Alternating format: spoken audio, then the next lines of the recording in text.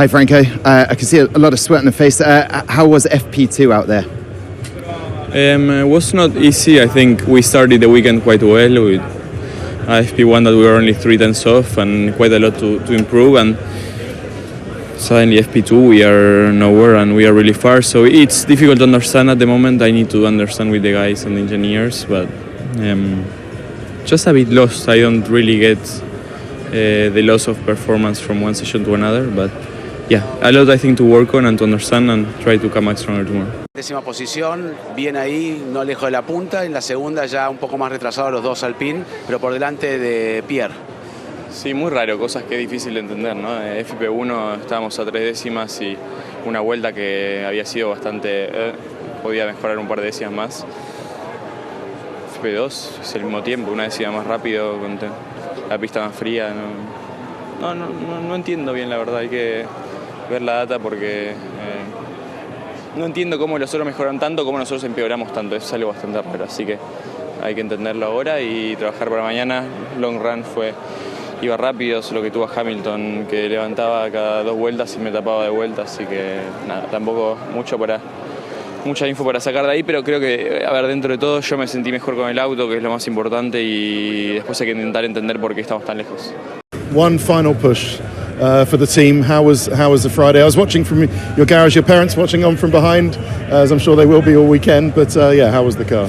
Yeah, unfortunately not good. I've seen a few things which didn't work quite as we would expect on the floor, so I'm sure we'll change that for tomorrow, and yeah, hopefully that will put us a bit closer to where we are normally, because yeah, for sure we were very far off, and yeah, a bit questionable. Okay, and just in all areas balance-wise, or was the balance actually okay? No, I think just the grip itself, the balance, yeah, a little inconsistent, but yeah. I mean, I need to go a bit more into details into what it was doing exactly. Yeah, we're losing some downforce, but yeah, I don't have much more than that for now. But so I expect a bit more performance, but we need a lot more performance. So yeah, we'll see what we can find tomorrow and give a last push. Paul, Aron, your 5th FP1 of the year. How was it out there? Yeah, I don't know. Can you even hear me with this? Oh, yeah. Yeah, okay.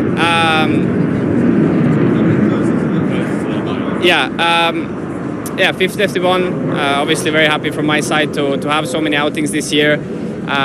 You would think that, you know, every time it gets easier and easier, but I'll be honest, it doesn't. I mean, the last time I drove the car was again more than a month ago, so I haven't driven anything in between, and it's not easy jumping in these cars and trying to get the maximum out of it straight away, but it was a very successful run again. We completed the whole run plan. We got good comparison compared to the other car. A few different setup items we tried. I was very happy with my first run.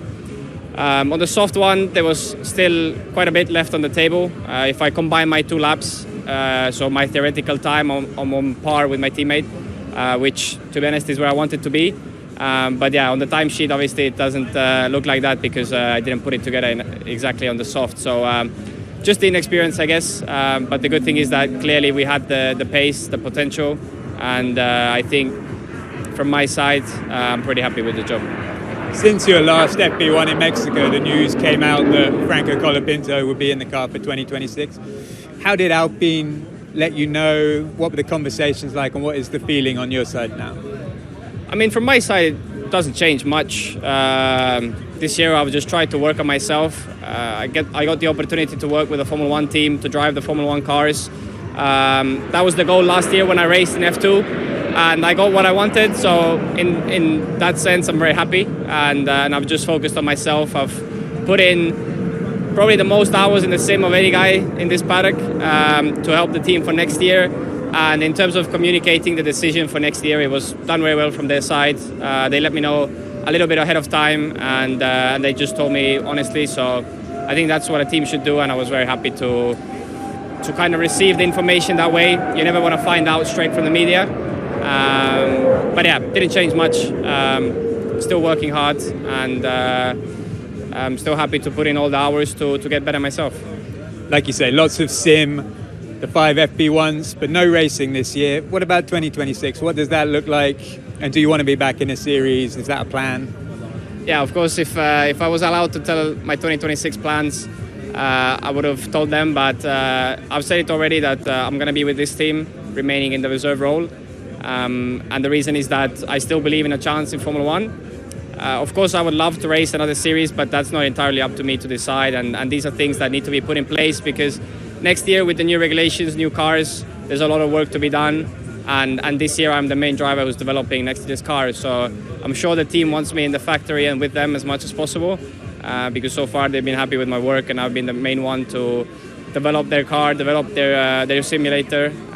So yeah, we'll just have to see. It's going to be a discussion between us and I'm sure both of us will try to put the best program possible for me.